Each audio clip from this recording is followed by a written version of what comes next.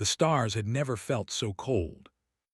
Admiral Jack stood at the observation window of Earth's orbital command station, watching the blue planet turn slowly below. 80 years ago, humanity had made first contact with the Galactic Dominion. They had been told it was an honor to join.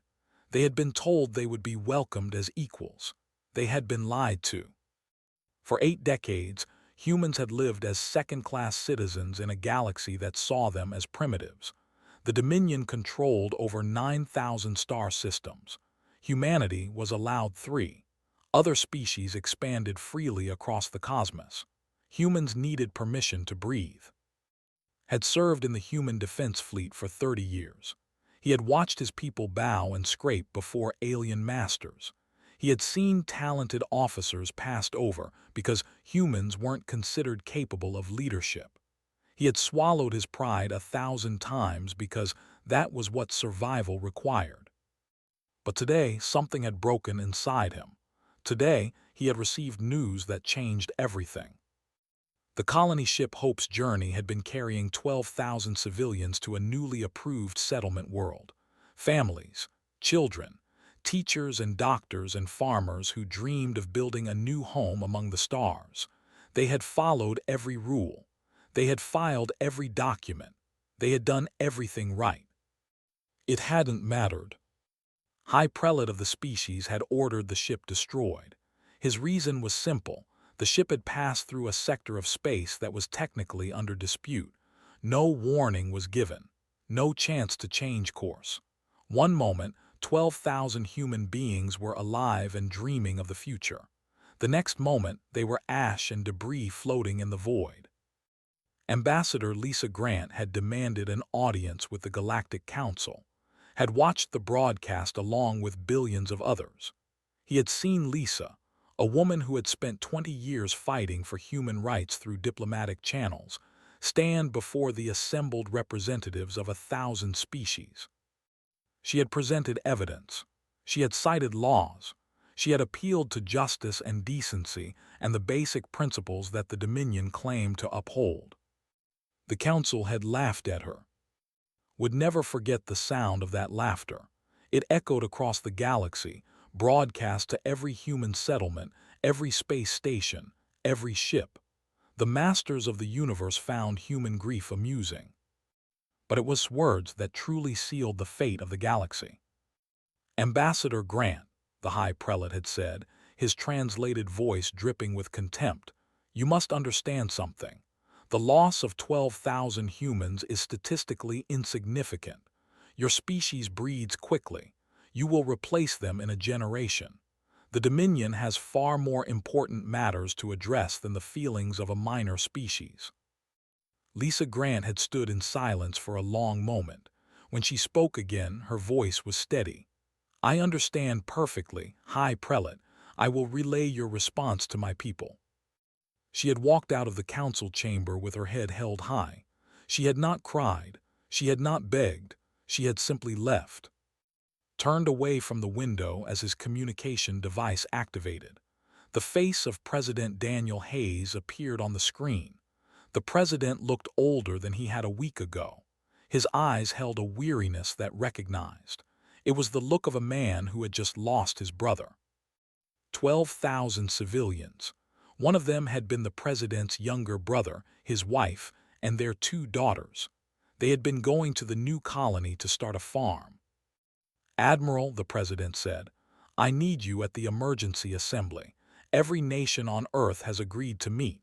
For the first time in human history, we speak with one voice. Nodded, what are we going to say, sir? The president's expression didn't change. The truth.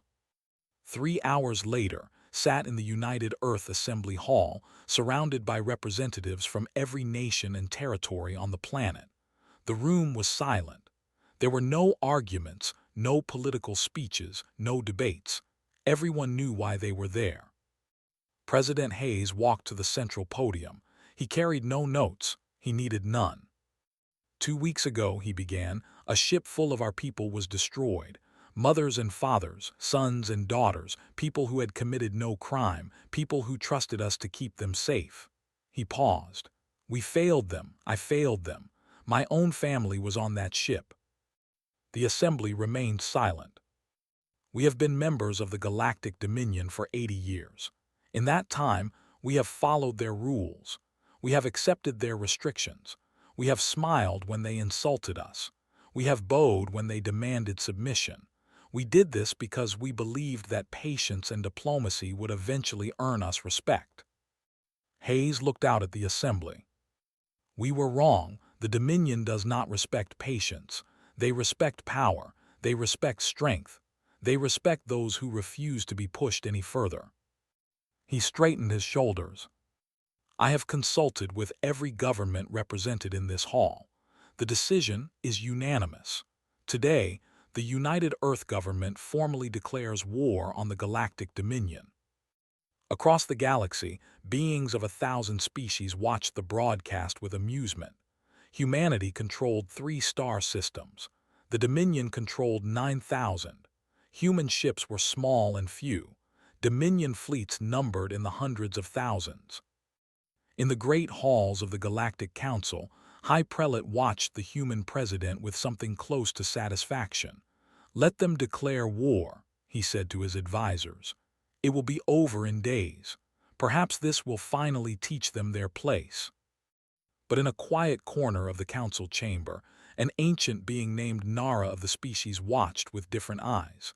They had existed for 1,000,000 years. They had seen countless species rise and fall. They had watched empires grow and crumble. Nara had studied humans since first contact. She had read their history. She had seen how they fought when pushed too far. She had observed something in them that other species had missed. Humans did not fight like other species. They did not calculate odds. They did not surrender when defeat seemed certain. When humans believed they were right, they fought until they won or died trying. And somehow, impossibly often, they won. As she watched President Hayes finish his declaration, Nara felt something she had not felt in 10,000 years. Fear. The galaxy had just made a terrible mistake, and by the time they realized it, everything would be different. In the silence that followed the broadcast, 12,000 names hung unspoken in the void. They had been forgotten by the Dominion. They would never be forgotten by humanity. The war had begun. The declaration of war spread across the galaxy like fire through dry grass. Every species heard it. Every government discussed it. And almost every being who heard it laughed. In the trading posts of the merchant collective, alien traders made jokes about human foolishness.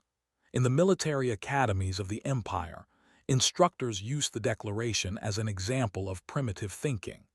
In the pleasure halls of a dozen species, entertainers performed comedy shows about the tiny humans who thought they could fight the Dominion. High Prelate received congratulations from fellow council members. You have finally given them a reason to be crushed, one ambassador told him. After this war, humans will never dare to speak above a whisper. But while the galaxy laughed, something else was happening, something no one had expected. In a secured bunker deep beneath the Rocky Mountains on Earth, President Daniel Hayes met with his military commanders. The room was cold and gray. The people inside it were calm. General Cole stood before a wall of holographic displays. She was a small woman with silver hair and sharp eyes. She had spent her entire career being underestimated. She had learned to use that to her advantage.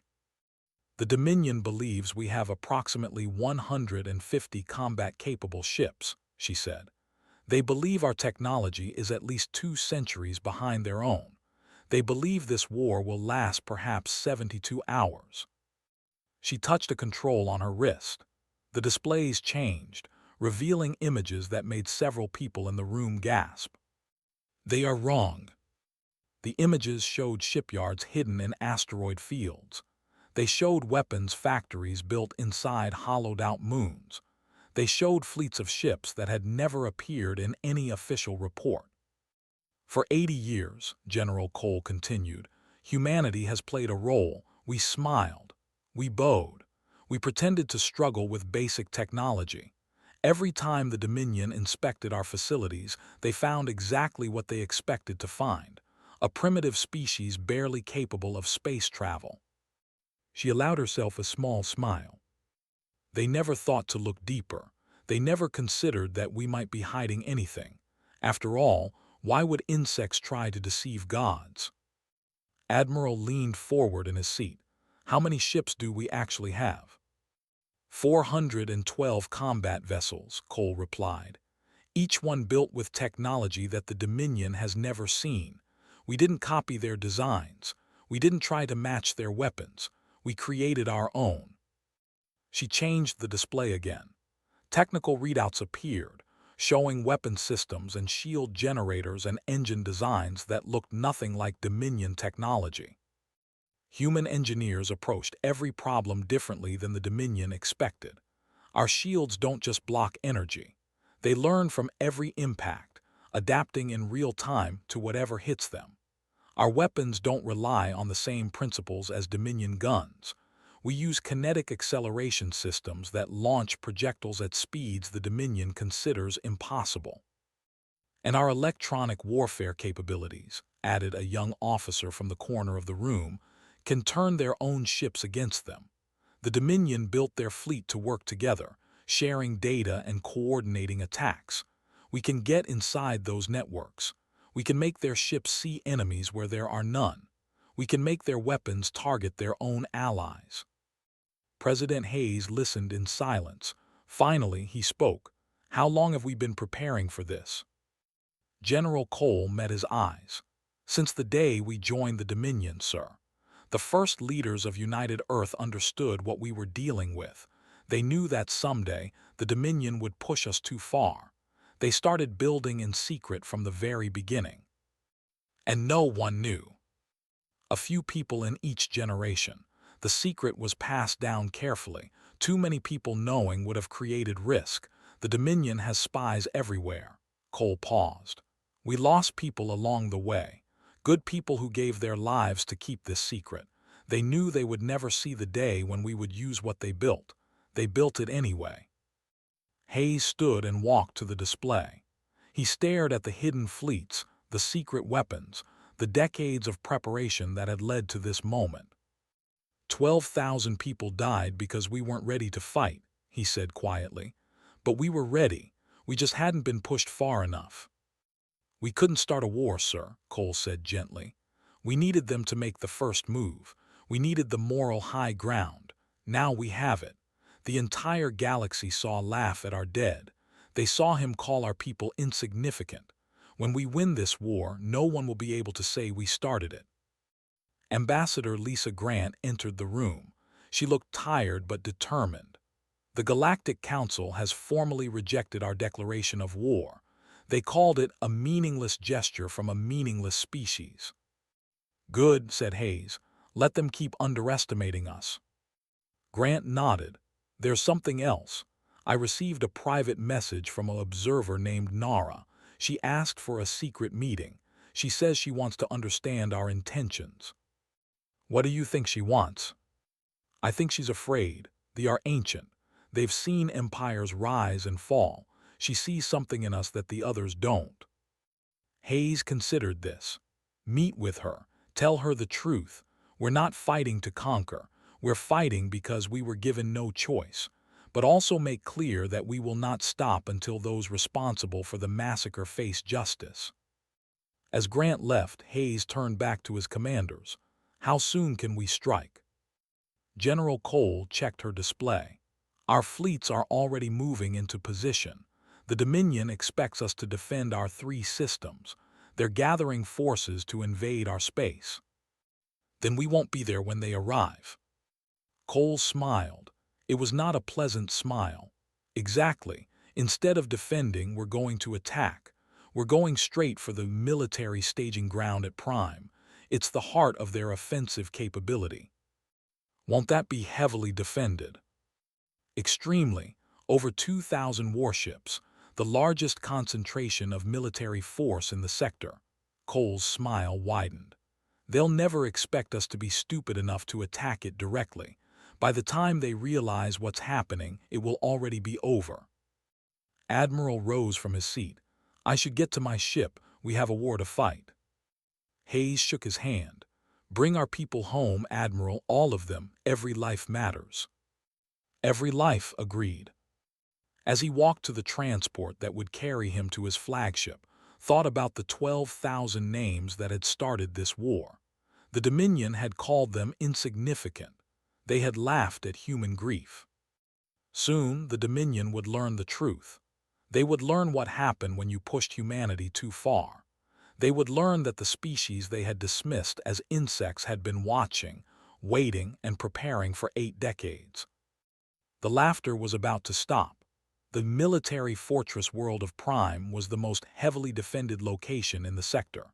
Over 2,000 warships orbited the planet in perfect formation. Defense platforms bristling with weapons floated in carefully planned positions. The commanders stationed there were confident, experienced, and completely unprepared for what was coming. Grand Marshal stood on the bridge of his flagship, watching reports from across the sector. The human declaration of war had been amusing at first.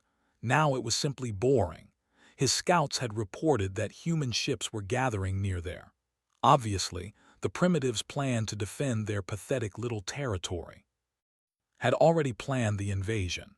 His forces would sweep through human space in 3 days. The war would be over in a week. He would receive medals and honors. Perhaps he would even be allowed to keep Earth as a personal trophy world. His pleasant thoughts were interrupted by a screaming alarm. "Grand Marshal," shouted a sensor officer.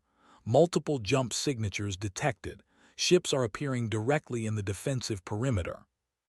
Frowned. "That's impossible.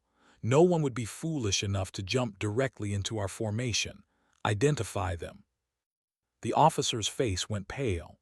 "Human signatures, Grand Marshal, 187 vessels." For a moment simply stared, then he began to laugh. 187, against 2,000. The humans have lost their minds. All ships prepare for combat. This will be over quickly. Captain Ben Taylor stood on the bridge of the human assault carrier Relentless, watching the massive fleet spread out before him. He was 34 years old. He had dreamed of this moment since he was a child listening to his grandfather's stories about the humiliation of humanity. His grandfather had helped build these ships in secret. He had died never knowing if they would be used. Today, Ben would honor his memory. "All ships report ready, Captain," said Lieutenant Commander Amy Santos, his executive officer. She was calm, her fingers dancing across tactical displays. "Electronic warfare systems are online. The Dominion has no idea what's about to hit them." "Time to show them what humans can do," Taylor said. "All ships, execute attack pattern Alpha. Target their command vessels first." The battle began. The first surprise was the speed of the human ships. Dominion vessels were large and powerful, designed to overwhelm enemies through superior firepower. Human ships were smaller, faster, and far more maneuverable. They moved through the formation like wolves among cattle. The second surprise was the weapons. Dominion shields were designed to absorb energy-based attacks. Human kinetic accelerators didn't use energy. They launched solid projectiles at speeds that turned simple metal into devastating weapons. The projectiles punched through Dominion shields like they weren't there. The third surprise was the electronic warfare. Lieutenant Commander Santos activated her systems, and chaos erupted throughout the Dominion fleet.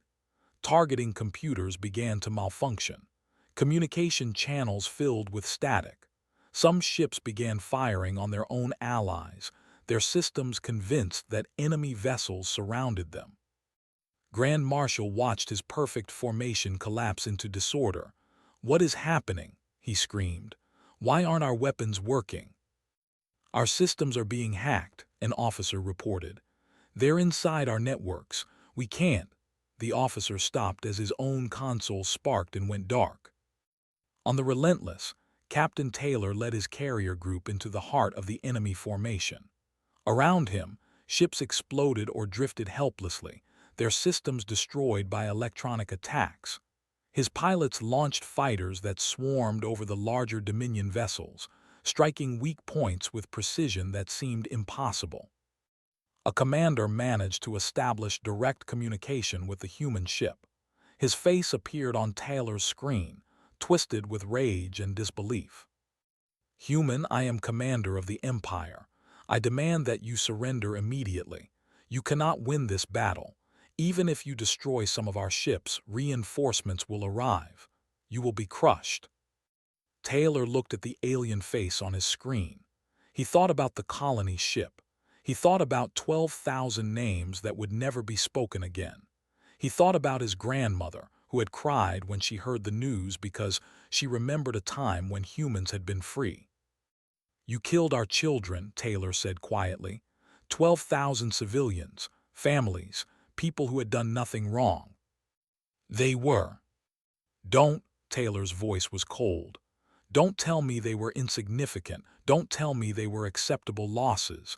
They had names, they had dreams, and you murdered them without a second thought." The commander tried to speak again. "We don't surrender," Taylor continued. "We don't forget, and we never ever stop. You wanted a war, you have one. And we will not rest until every being responsible for that massacre faces justice, starting with you." He closed the channel.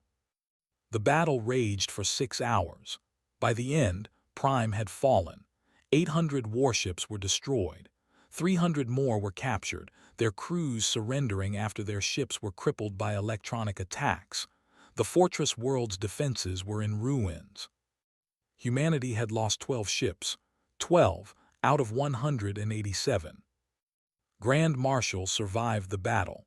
His flagship was disabled early, its systems corrupted beyond repair. He was captured by human Marines who treated him with cold professionalism. They did not torture him. They did not mock him. They simply locked him in a cell and told him he would face trial for his crimes. The dignity of his treatment somehow made it worse. News of the battle spread across the galaxy within hours. The reaction was not laughter this time. Species that had dismissed humanity as primitives suddenly found themselves watching the footage with new eyes. A fleet that should have been swept aside in minutes had instead crushed a force more than 10 times its size. In the halls of the Galactic Council, High Prelate watched the reports in stunned silence. This was not possible. Humans were weak. Humans were primitive. Humans were nothing. And yet Prime had fallen. Nara of the Watch the same reports from her private chambers. She was not surprised. She had seen the signs that others had missed. She had studied human history, human psychology, human determination. The galaxy had awakened something that should have been left sleeping. An empire that had ruled for 10,000 years had just discovered that its foundations were weaker than anyone had believed. And the humans were just getting started. The fall of Prime changed everything.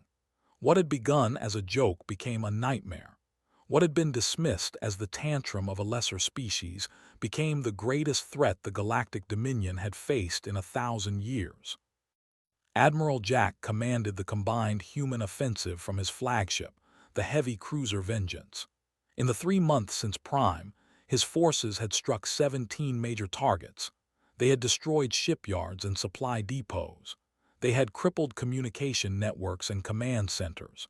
They had moved so quickly that the Dominion couldn't keep track of where they would appear next. Didn't fight for territory. Territory could be defended. Territory could be reinforced. Instead, he fought to destroy the Dominion's ability to make war. Every shipyard that burned meant fewer ships to replace their losses. Every supply depot that exploded meant fewer resources to fuel their fleets. Every communication hub that went dark meant more confusion and chaos. The Dominion was learning a terrible lesson. Size didn't matter when your enemy could be everywhere and nowhere at once. High Prelate raged before the Galactic Council. "We must unite," he shouted. "Every species must contribute their forces. These humans are a threat to all of us." But the other council members hesitated. They remembered how it laughed when humans begged for justice. They remembered how he had called their dead insignificant. Some of them had always hated thee and their arrogance. Now they saw a chance to watch their rivals suffer. "This is a matter," said one ambassador coldly. "You started this war, perhaps you should finish it." "Besides," added another, "the humans have not attacked our territories. They seem to be focused only on those responsible for the massacre. Perhaps if you had not murdered their civilians, we would not be having this conversation." Left the council chamber with rage burning in his hearts. His empire was crumbling, and no one would help him. Meanwhile, something unexpected was happening across the galaxy. The Dominion had ruled through fear and oppression. Beneath thee and their allies were dozens of species that had been conquered, humiliated, and exploited for centuries.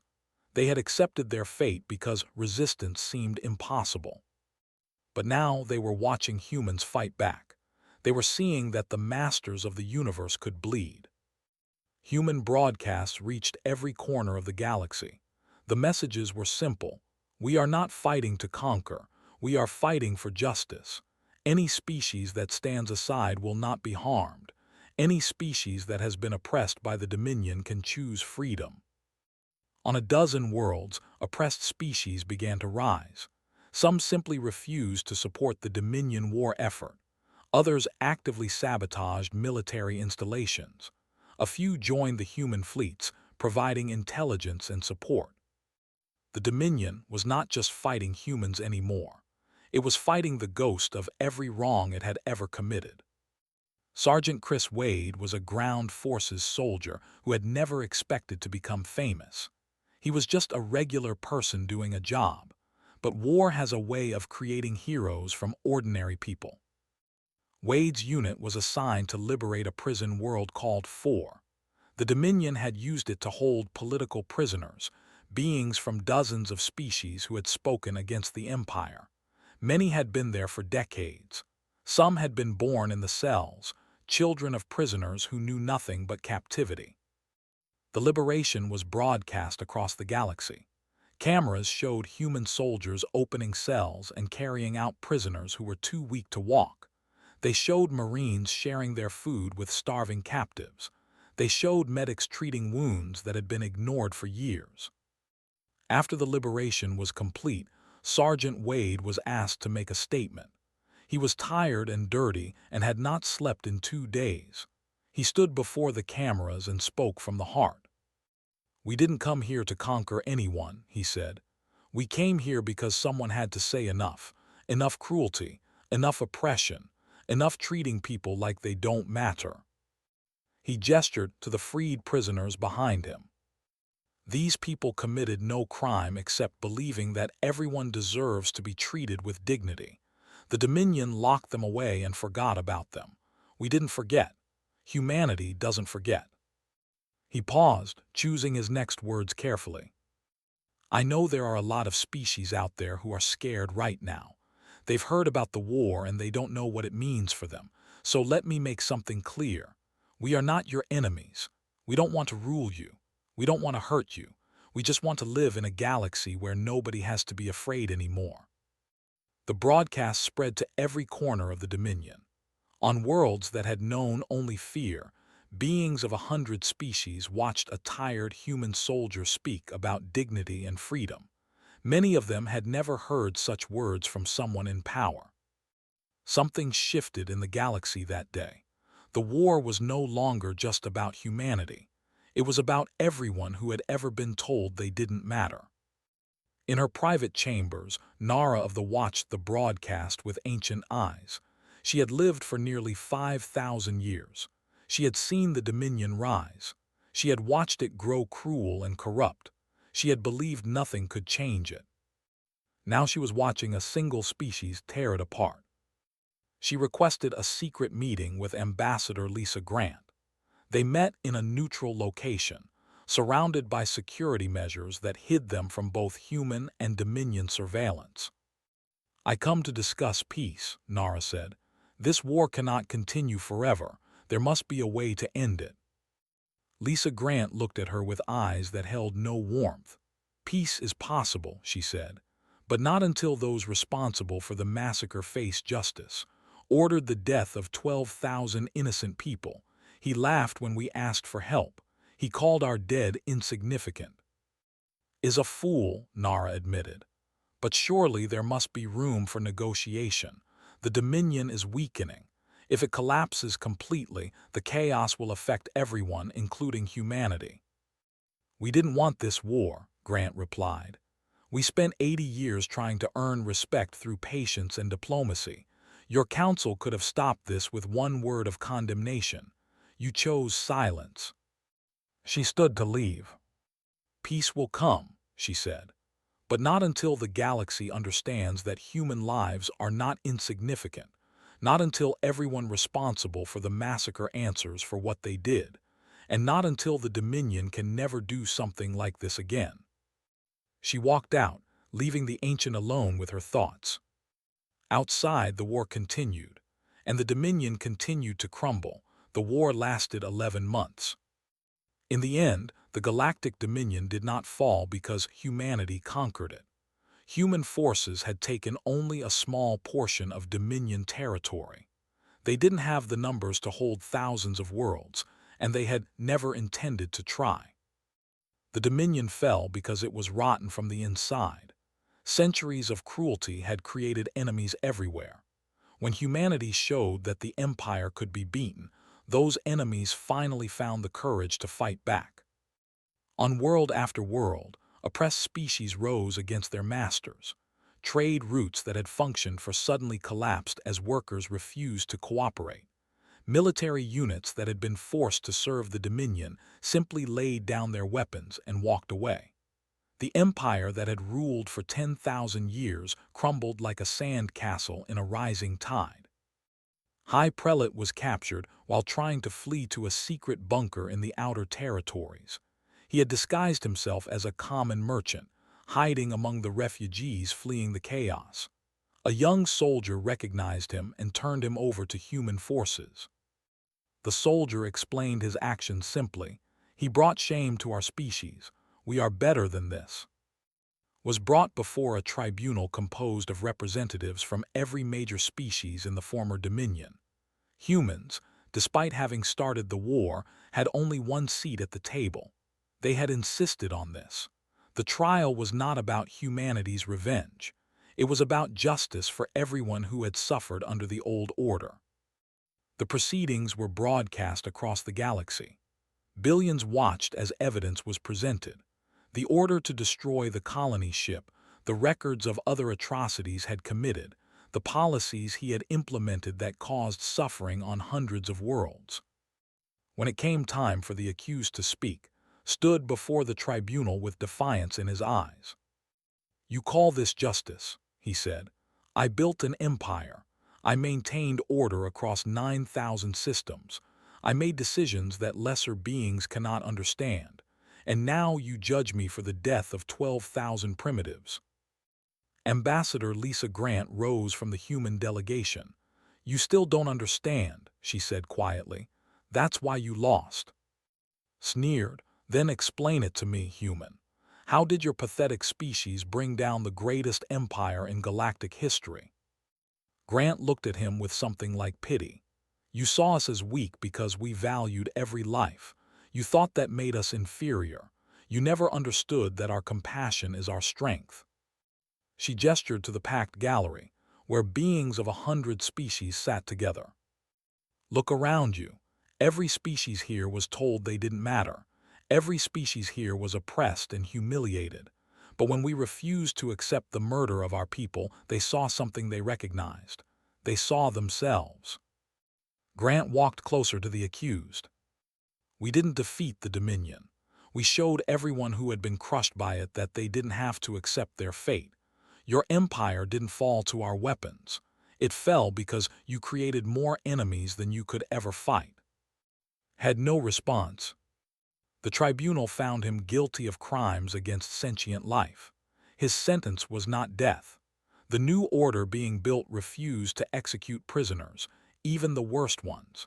Instead, was sentenced to spend the rest of his life on a memorial world, teaching young about the colony ship he had destroyed. Every day, for the remainder of his existence, he would read the names of the 12,000 people he had murdered. He would learn their stories. He would explain to children what he had done and why it was wrong. Some said death would have been kinder. Perhaps that was the point. In the months that followed, the Galactic Dominion formally dissolved. In its place, a new Galactic Federation was formed. The founding charter was simple. Every species was equal. Every voice mattered. No being would be treated as insignificant. The Council offered humanity a leadership position in the new government. President Daniel Hayes declined. "We didn't fight to rule," he said in his address to the Assembly. "We fought so that no one would have to fight like this again. If we take power now, we become what we destroyed. We'll have a seat at the table the same as everyone else. Nothing more." The speech was met with stunned silence. In the long history of galactic civilization, no species had ever been offered power and refused it. Nara of the spoke in the silence that followed. She was ancient beyond measure, and her words carried weight. "I have lived for 5,000 years," she said. "I have seen empires rise and fall. I have watched species become consumed by their own power. I believed the cycle would never end." She turned to the human delegation. "We called them primitive. We called them weak. We laughed at their grief and dismissed their dead. We were wrong about everything." She bowed to them, a gesture of respect that I had not shown to another species in recorded history. Humanity reminded us of something the galaxy had forgotten. The measure of a species is not its power. It is how that species uses its strength to protect those who cannot protect themselves. They could have conquered us.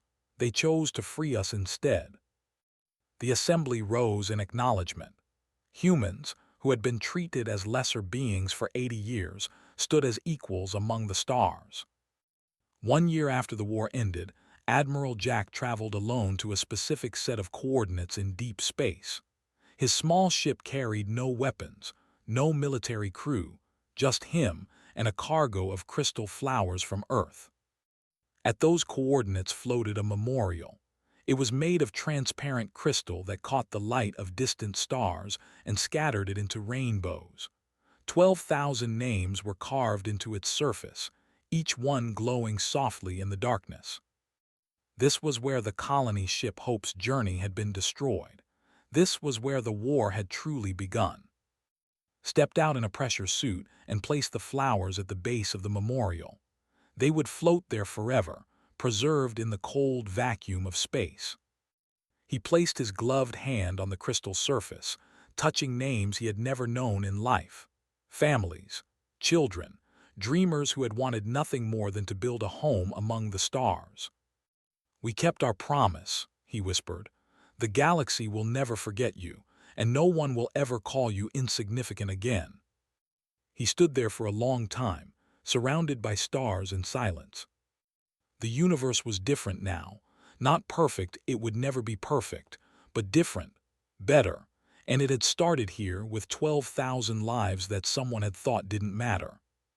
They had mattered, they would always matter. That was the promise humanity had made. That was the promise they had kept.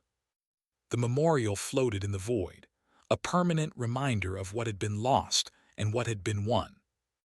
And the names glowed on, eternal, never to be forgotten.